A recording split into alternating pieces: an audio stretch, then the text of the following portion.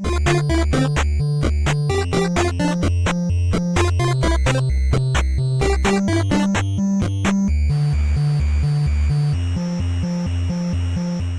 everybody, welcome to another Retro Game Night. I am your host, Damien DiCarlo. I have with me my very exquisite, very delightful co-host, Lawrence, also known as Earl. Earl Lawrence, what's going on? It's good, man. Player two's here and in full effect. That's right. Player two. I used to have that intro where I used to say player one, me, and then player two, the next person. I should probably go back to that. So yeah, that's always a fun thing to say because I remember the days where we would be like, contemplating like, well, who's going to be player one? Is it me? Is it you? All right, I'll be player two. I think you're good at player one. You're hostess of the most. And player one has to be some sort of a host or gets something together as far as the game's concerned. Well, I'm player one because it's my console, my home. That's right. It's funny. We were out yesterday. When I say we, both of us were at the local dive bar where you do trivia, and people have been talking about the podcast, and people want to they're asking to join, and if there's possibility to have like a player three, we could potentially entertain it. We'll have them as a guest speaker maybe. There you go. But yeah, totally, it's such a good thing going on. Player one, player two, and then possibly a player three, maybe just as a cameo for now. We'll see. There you go. Yeah, like it. What else I like is when we do our top five, we have a top five episode yet again.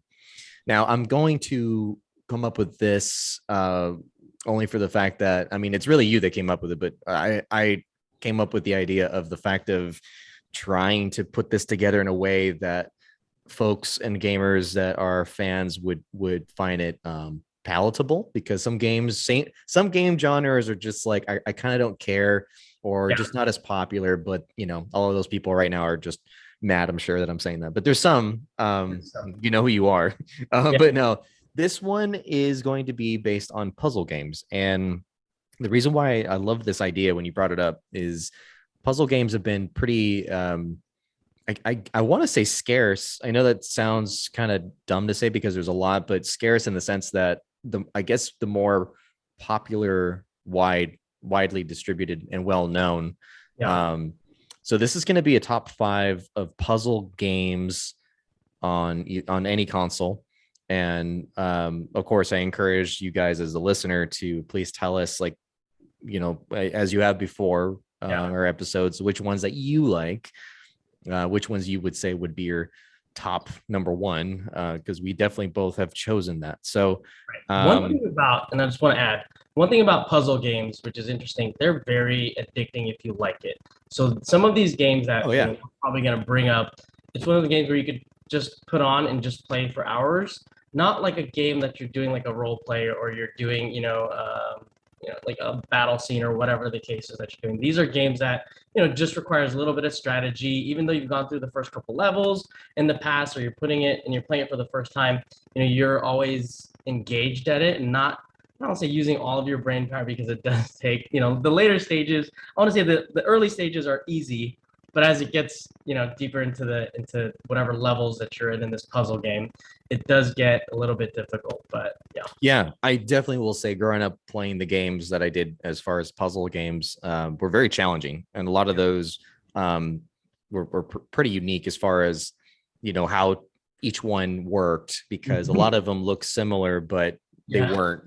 There was certain caveats where, like, you'll get a point if you do this, but you have to do it this way, or however it worked. But I'm excited. Let's get into it. There is unfortunately no game news today, and that's not because Earl fails at all. It's not that at all. It's just that there really wasn't anything worth talking about that we wanted to. So so we're just going to dive in. So we have our top five. Earl, I want you to start. Let's go with your number five pick for puzzles. Drum roll, go.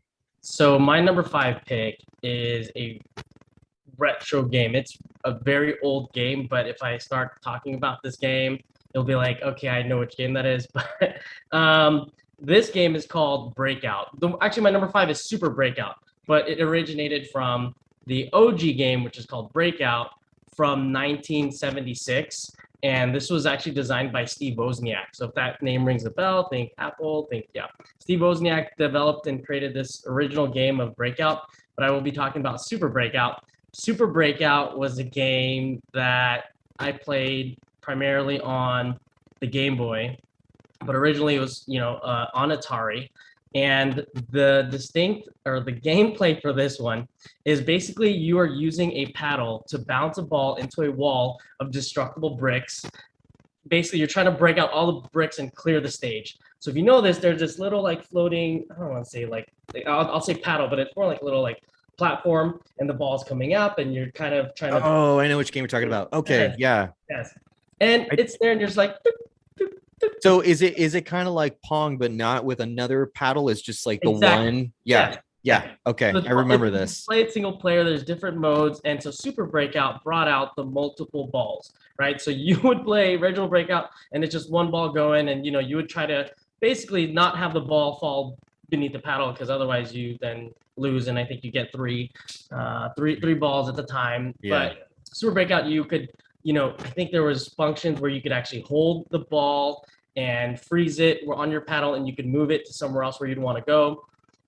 The interesting part about this, wherever you are on the paddle, and then again, the paddle would like increase in size. So you have a bigger space where, it wouldn't fall through.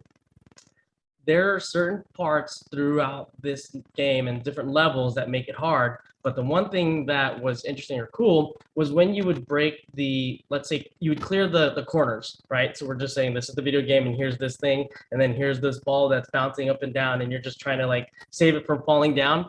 But when you clear the ball, let's say you clear the corner and you let it go onto the top of the screen, and then that's when it's just doing its work and you're just chilling it. You're just chilling. You're like, all right, it's clearing from the top. But that game, Breakout, was it was fun. It was in a Game Boy, so it was probably in a car or something, but I could just play it and just. Oh man, you're taking me back. Okay, because I had forgotten about this one, and I certainly don't recognize it by the name. That says to me that I didn't play it too often. But more than likely, with all of my retro games, I played with a lot of my cousins. They were always hanging out with me in my house, and so it was like I'm a family of like a very, very immense amount of people. And so it was always a different cousin all around the same age range. So they would bring over their Game Boy or a Super Nintendo or whatever it was that I didn't have at the time. And it was just funny to me that now that you just said it, I'm thinking of a time where one of my older cousins brought it over, and I don't think it was the Game Boy. I don't know if it was for another one, but I do remember playing it where it was just in that way. Maybe it was his Game Boy. I just don't remember. And now they have it, on your smartphone, right? So you have apps. Yeah. And all of these games, they'll have it now in an app, and you could play it. And just brings back the memories of when you would play these games. And it's just that it took it was a simple game, but it took a lot of your time. It kept you busy, right? Instead of being bored or doing something else, you're like, okay, cool, let me just sit on my Game Boy, and you're playing this game, and you're just trying to save this ball from disappearing on the screen, and you're just trying to clear the blocks. And when you clear the stage, it'll take you to another stage, and you'll see that the block structure is a lot different. So there's different strategies involved in it, and you just try to keep on going until, I don't know if there's an ending to this game, but I'm sure there's an ending. There has to be credits somewhere. Right. Depends on how long you play it. The one thing though, I have to say that I'm super, super, super, super gonna underline here. You can play this kind of game. It is a time waster before 80s, 90s, whatever this was. Exactly. No ads, everybody. There's no ads like your mobile game. I hate ads so much when I play a mobile game. I hate it. Let's kill time, put out Breakout, Super Breakout, and just play this game. But I think what's cool is actually they changed, like you could get all these different I don't want to say, there were like pills that would follow down, and you would try to catch it, and it would make your paddle a lot larger. Yeah. And then there's one that's like a spread where it's like 3 balls. So then you as you go through different stages, or as you're going through these levels and you're clearing out these bricks, and you would debate, do I get this pill that's going to drop 3 balls, or do I get the ball that's going to sit? So it was one of those deals where you early anxiety for all his kids. Like, how to get it. Yeah, and then there was one that actually shrank your paddle. Like it made your paddle smaller, whatever it was, and you're like, oh no, why did I get this one? Now the paddle becomes like larger or smaller, right? Depending on what you get. depending on what you get, and you wouldn't know, and you get it, and you're like, oh no, I didn't mean to get this one, but yeah, it's not Man, like these developers were just so ruthless.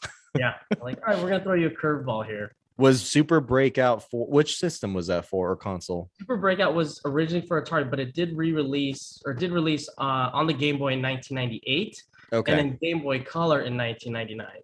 But Gotcha. originally, it Okay. came out with Atari, and I believe it was also on PC. Was it So called Super Breakout at the time, or was that Breakout then Super Breakout? it was Breakout first, and then Super Breakout. The difference again between the two was there Super Breakout, you had 3 different game modes, and you had all those extra features. The OG Breakout was just it. You have the paddle, Just you have a simple. ball, Yeah. developed by Wozniak, and it was just one of those things. He said, let's launch a game, and it was highly successful in the United States and Japan, which was one of those. It's 2D. It's very There's no graphics. There's nothing crazy. I don't even remember any music coming from it, but it's just you hear the ping, ping, ding, you clear up the simplicity is key. There's always this thing about simple games that make it almost more addicting, because it's kind of almost like it fools you thinking, well, it's so simple, I can do it. Then you start playing, you're like, God, no, I want to rip out all my hair. Yeah, like, oh, I can't beat this stage, or there's that one brick and you can't get it right because your ball's just floating wherever it may, and you Right. can't control where it goes. So you kind of just have to be patient with it, and yeah. I love it. Yeah, I always think it's funny. Just a little side note that I forget what games were called Super of whatever it was. I mean, there's Super Mario, right? And there was an original Mario, but it was definitely coined more often with the Super Nintendo releases of whatever was released before, like super bases loaded, right? Because of the old bases loaded from NES. But I think it's funny. Super Street Fighter, yeah. My 5th place choice for this top 5 pick will be Tetris 2 for the Super Nintendo.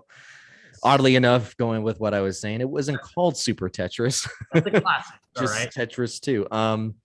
So Tetris 2 was a really, really awesome game because of a couple of different factors that I enjoyed. So Super Nintendo, number one, because I grew up in an age where Super Nintendo, at my age where I was at, it was super appreciated because we were thoroughly saturated with the NES. Like everything was Nintendo. It was NES for at least a good decade while I was alive. So everything was that. And so when you saw the Super Nintendo, it was like, dear God, everything is amazing looking. So Tetris 2 was exactly that. It was an upgrade from its original.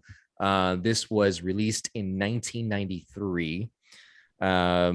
It did come out for the NES later on, which was weird. I did play that one, and it's very weird. I didn't like it. Though I did play it. What platform did you enjoy it on most? Super Nintendo specifically was my thing because of the whole, what I was just saying about that nostalgia trip about the Super Nintendo. It was at the time the coolest system to have. So I completely vetoed the NES version. I completely vetoed the Game Boy, and I had my eyes set on the Super Nintendo one, and that was really awesome. Good music.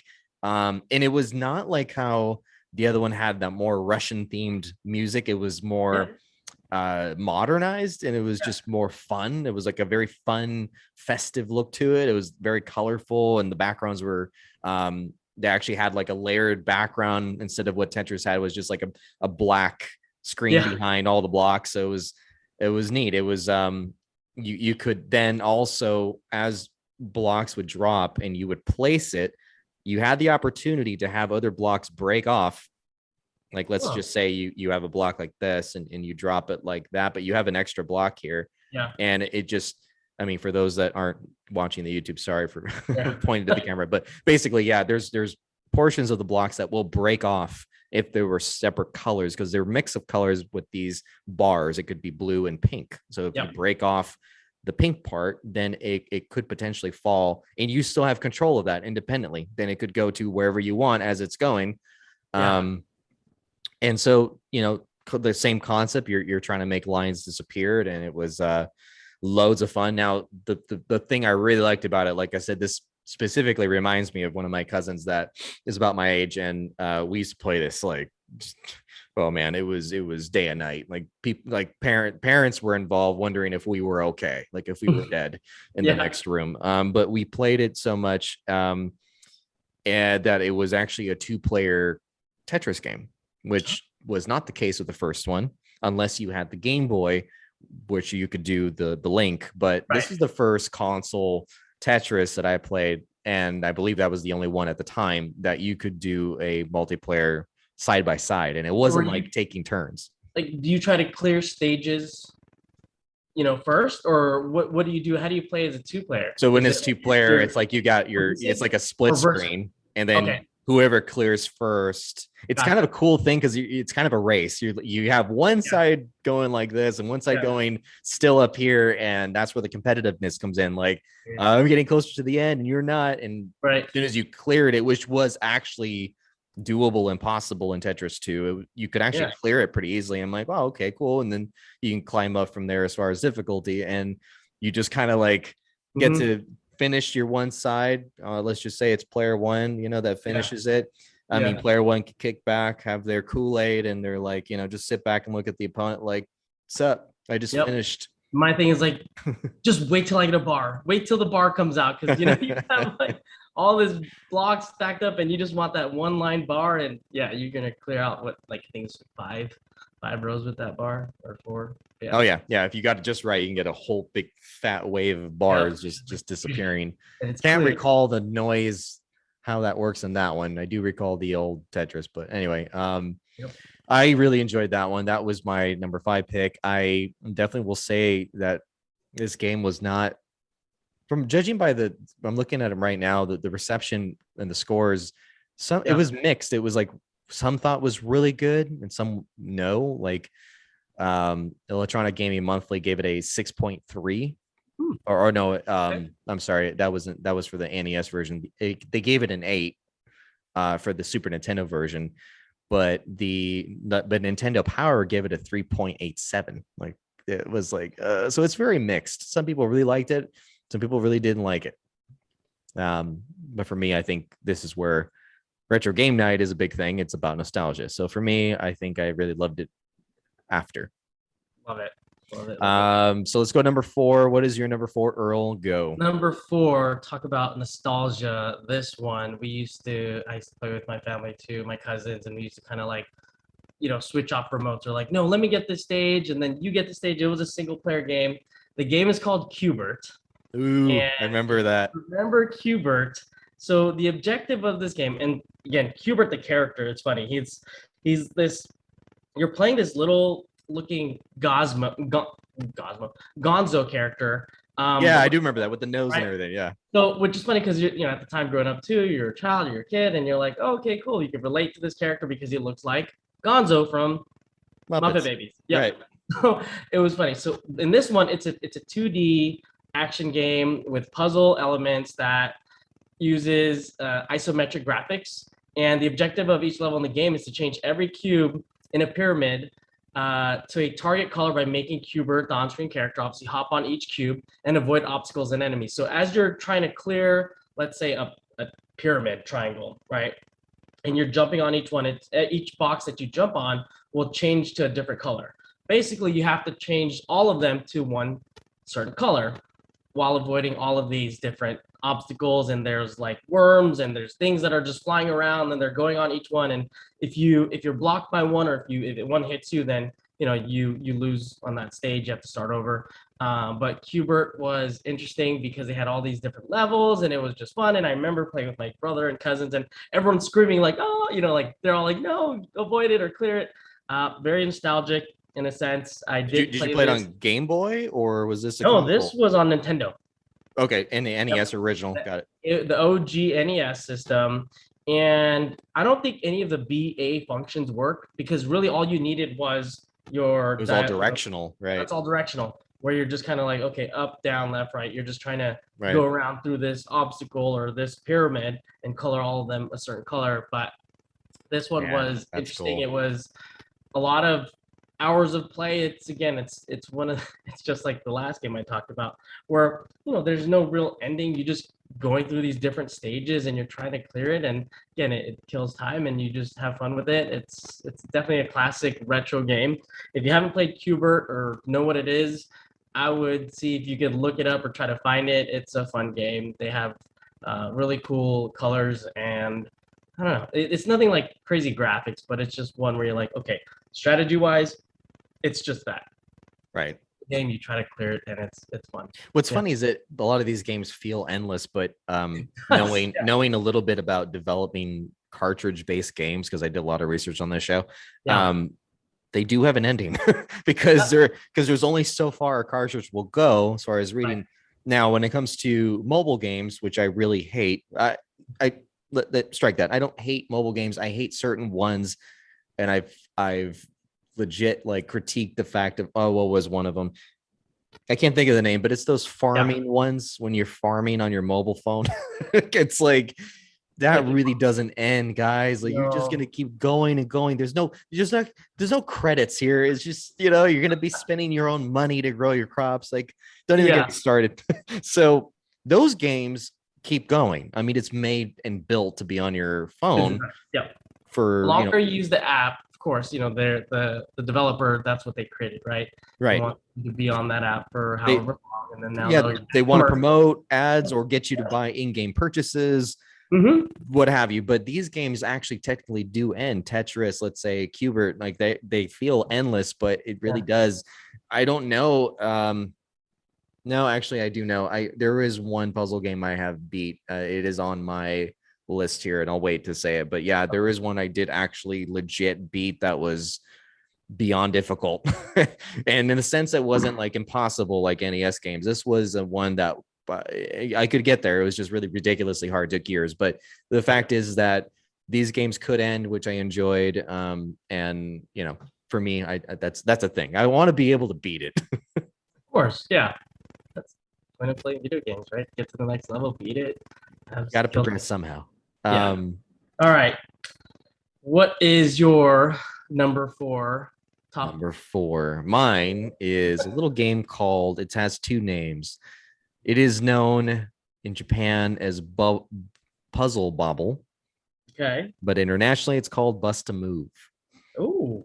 Bust a Move for the arcade came out in 1994. Yes. Now, I did not play it in 1994. This was like late 90s. I played it. But, of course, there was a bunch of iterations after that. Nintendo, Super Nintendo, whatever. Puzzle Bobble, a.k.a. Bust a Move, was to me one of the greatest ever. And to this day, I play on my phone. Yes. A Puzzle Bobble or aka Bust a Move clone. It's one of those. It's called Bubble Cash.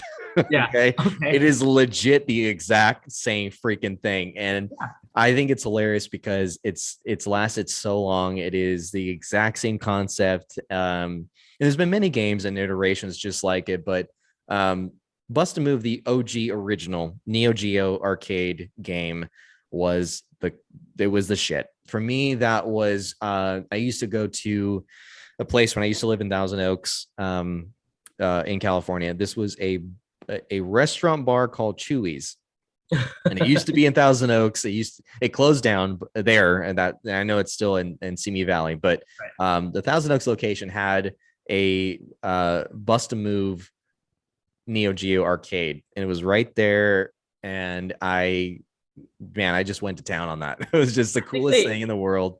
And I think they had it at Shakey's Pizza too. You had an old school. Oh man, take me back to Shakey's. Yeah, you get this Bust a Move game, and it's those, right? So Bust a Move is where you have this little pointer device that's on the bottom of your screen. Yeah, for, right. Users that are just listening.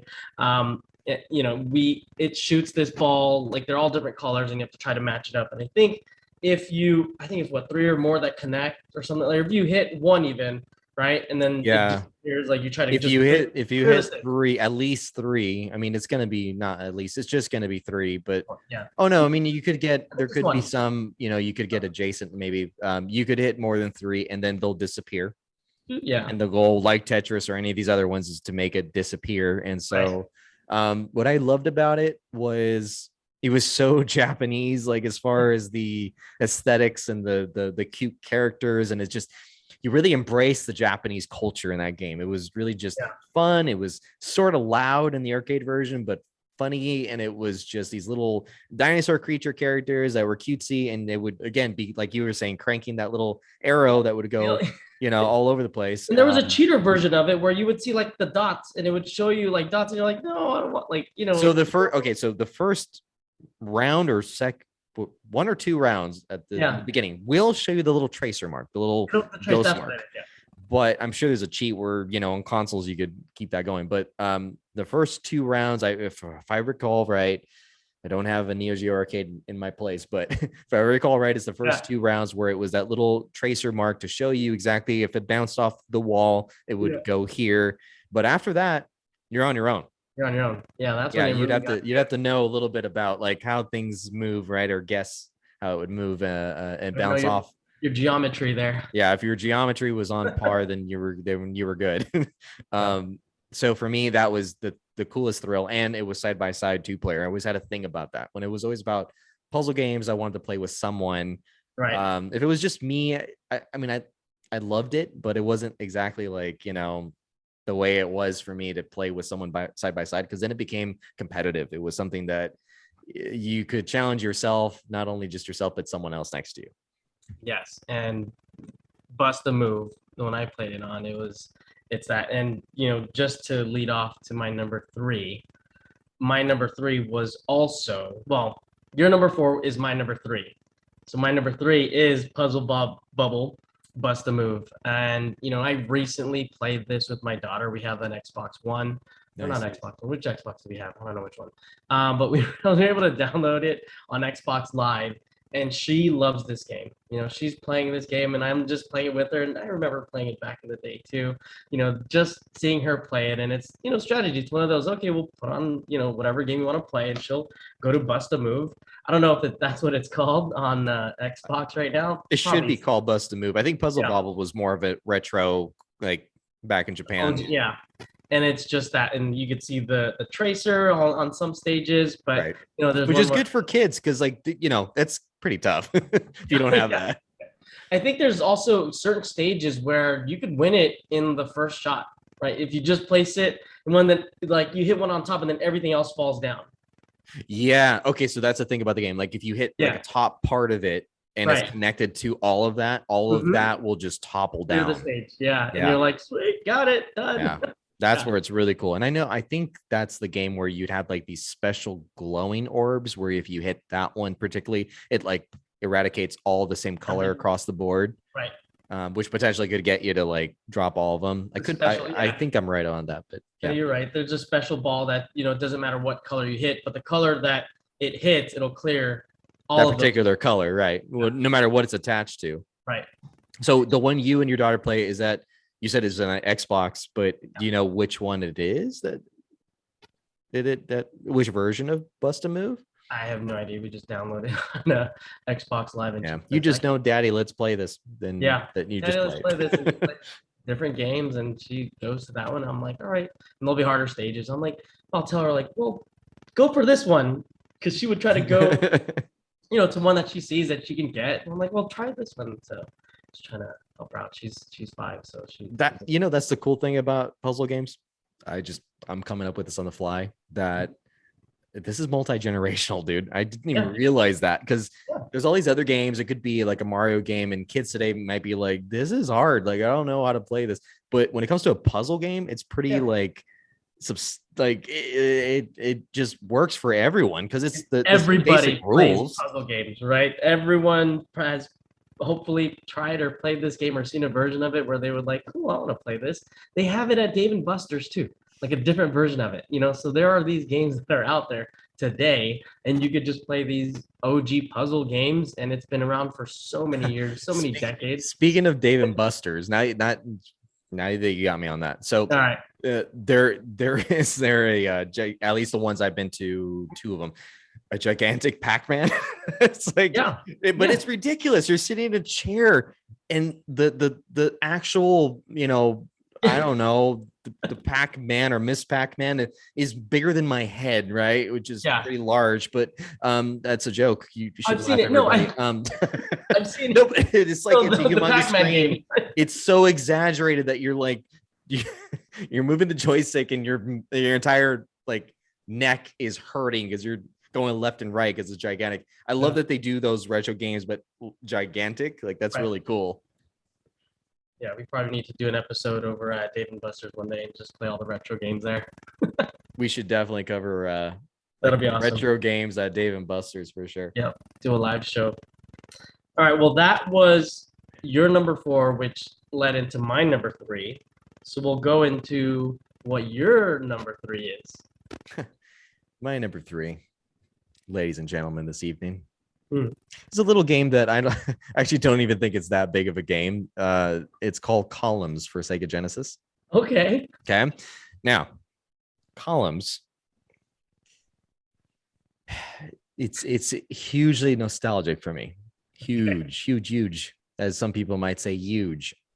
I particularly love that game because it is a form of what would be Tetris, but more of a elegant kind. I mean, I'm saying like the music, as soon as you turn this on, it has class to it. It's not like a fun video game where it's like to make you excited and dance. This is like you put on columns, eh? And it's just like very elegant music.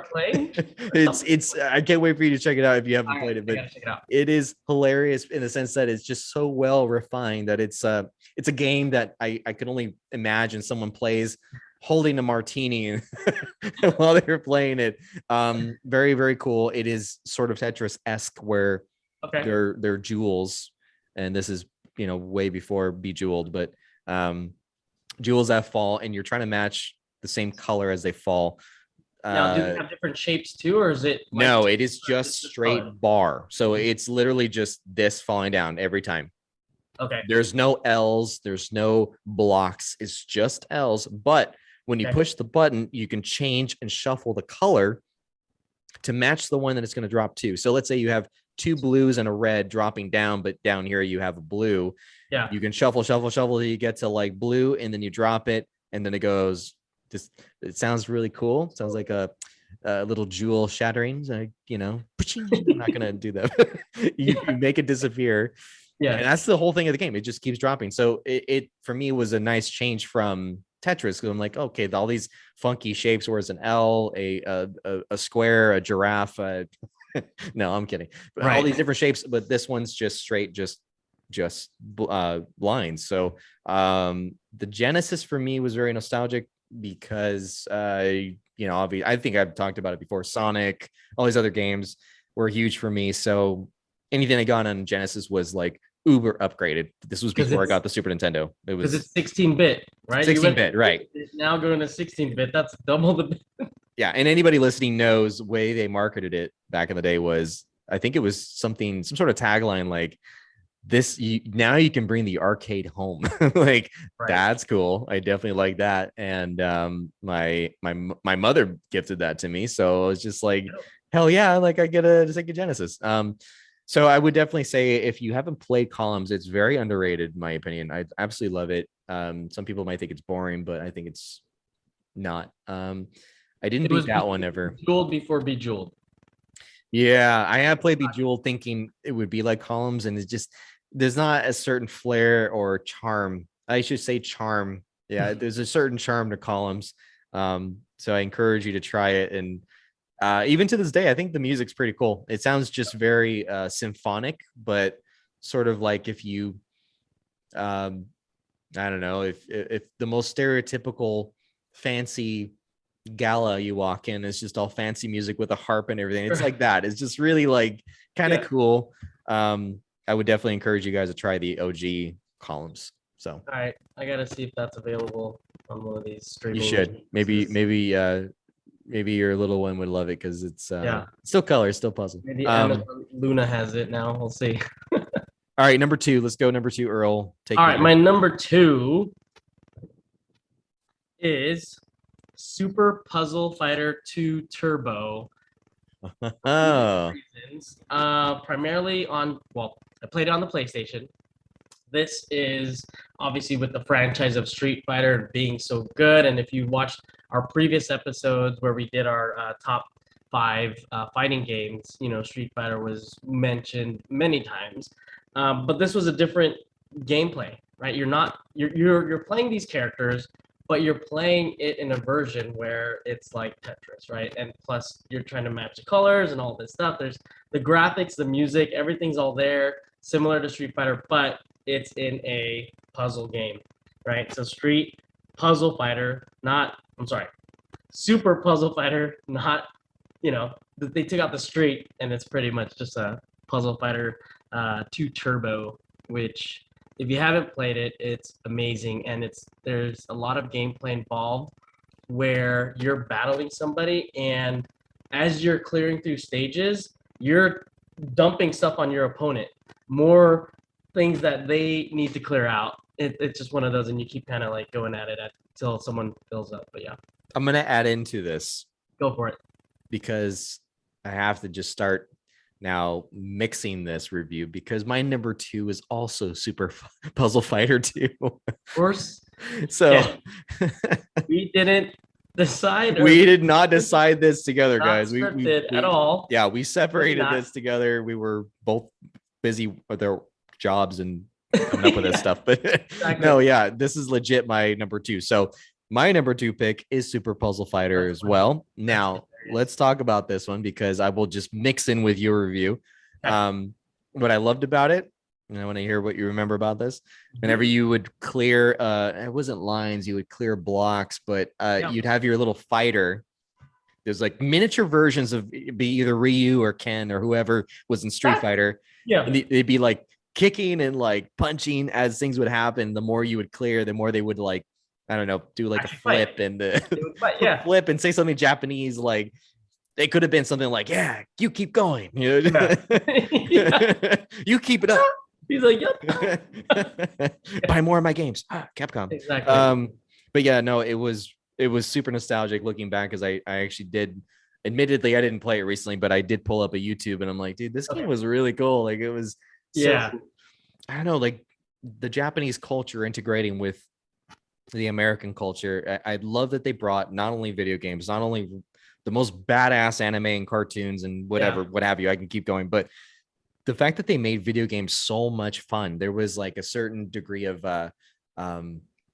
happy noises and happy music, and it wasn't like how some of us here in America make depressing, dark movies and dark video games, aka The Last of Us. Like, some of these games are just so dark and deep, and like, Jesus, like this one was very very fun. It was also 2-player simultaneously. It was I got it because at the time it was the PS1 CD based game. It was like, and I remember your brother came on the first one we all did together, and it was fun to talk about PS1 games, because it was the first CD gaming device that you could play where now the audio wasn't chiptune or wasn't like anything. It was just legit like awesome music. And the downfall is you had load times, but in 1996 we didn't really care about that. For the music and the graphics all day, and the the cut screens or whatever they have, that was more time to grab your little PB&J and your Kool-Aid, man. Loading didn't really take that long. It's not like now depending on what service you have. But did you ever beat this game?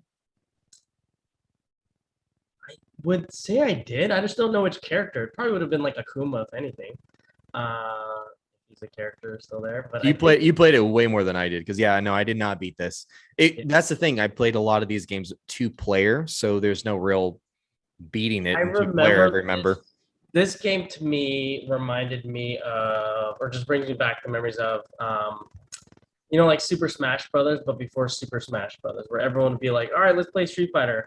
And you would play Street Fighter, but then you would throw it with a twist, and you're like, all right, we're going to play, Super Puzzle Fighter. And they're like, what? And then you would get, and not to say, whatever.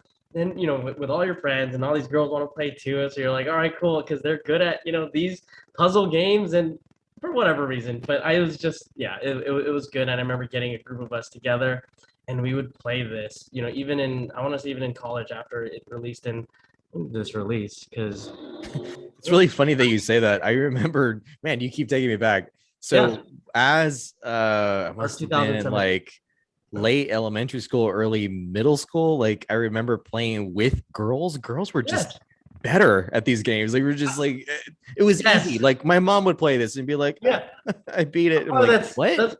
that's partly why it's probably like my number two, because then I could play with the girls and be like, hey, let's go play a super puzzle fighter, Yeah, like to have you beat my puzzle fighter. Anyway, that sounds weird. Before the Netflix and chill, it's come over for super puzzle fighter.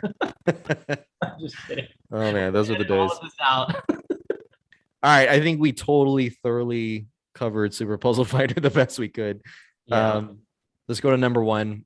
You don't have the ability to do a drum roll, but just I don't know, picture and imagine that I'm doing a drum roll.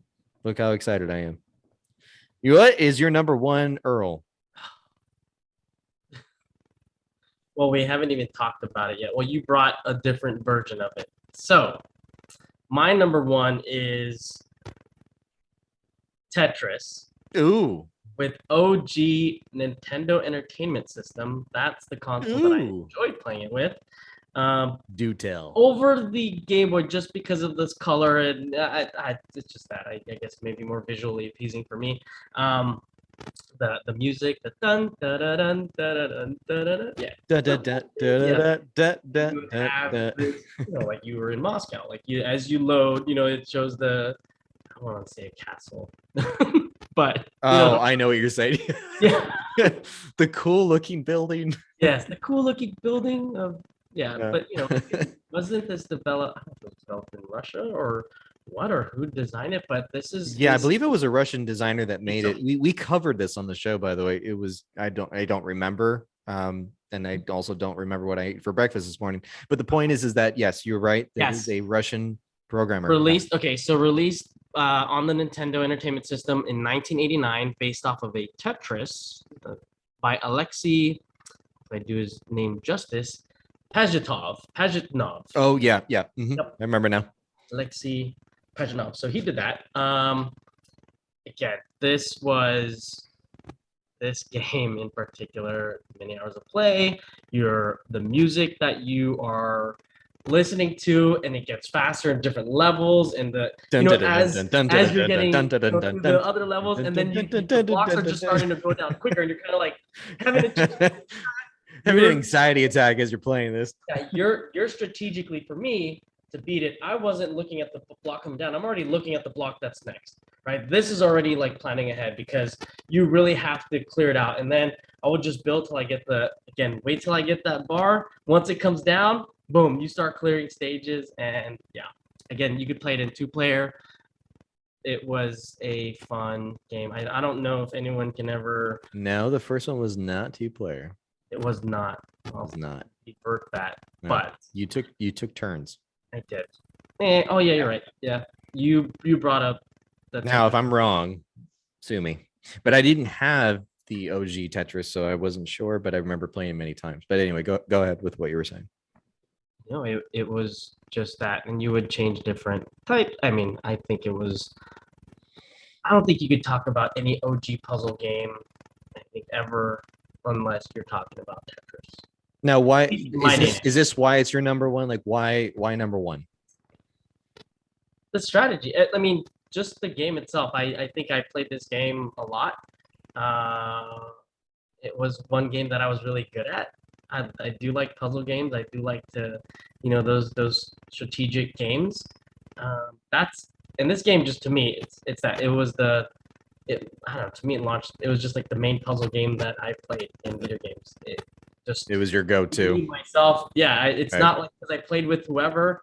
It was me, because I could just enjoy this game without having anyone else there, and just put on a game and let me just go at Tetris and just try to beat it. And I'm sure I beat the game multiple times. And to this day, it still sends a huge following. Like you'll find on our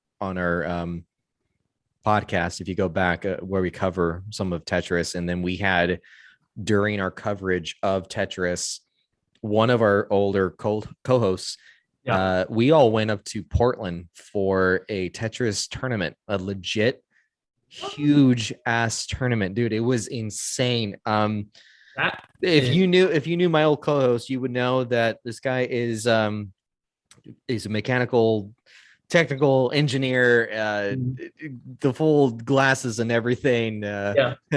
Pay tribute to Josh here. He was your bona fide nerd, right? And he loved Tetris so much, and the guy was just insane at it. Like I couldn't believe what I would watch, and he was like, "Oh, just check it out," and he'd be like all giggling as he plays it. And at the end, he just decided let's do this tournament, and then we started sort of covering this whole the tournament, and it was still happening with the OG NES version. I kid you not. People in a large room in this Portland Convention Center, a bunch of not CRT old TVs, is just like a standard monitor hooked up and modified to fit an old Nintendo system.